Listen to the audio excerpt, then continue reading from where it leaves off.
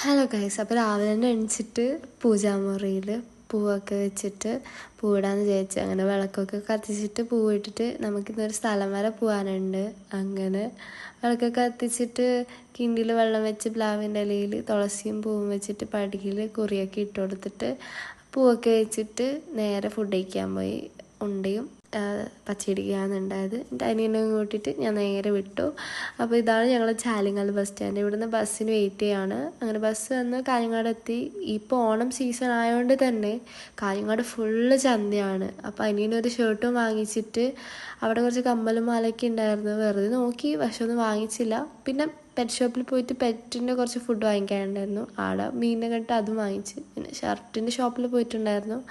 പിന്നെ വീട്ടിലേക്കുള്ള പച്ചക്കറിയും വാങ്ങിച്ചിട്ട് നേരെ ബസ് കയറി. വൈകുന്നേരം ആകുമ്പോഴത്തേനും എല്ലാവരും കൂട്ടിയിട്ട് ഒരു ഫോട്ടോഷൂട്ട് എടുക്കാമെന്ന് വിചാരിച്ചു ഓണത്തിൻ്റെ. അങ്ങനെ എല്ലാവരും കൂട്ടിയിട്ട് ഫോട്ടോ എടുത്തിട്ട് തിരിച്ചു വരുമ്പോൾ നല്ല മഴയായിരുന്നു. അതുകൊണ്ട് ബാക്കി വീഡിയോ എടുക്കാൻ വേണ്ടി പറ്റിയിട്ടാണ്. അപ്പോൾ അത്രേ ഉള്ളൂ ഗൈസ്, ബൈ.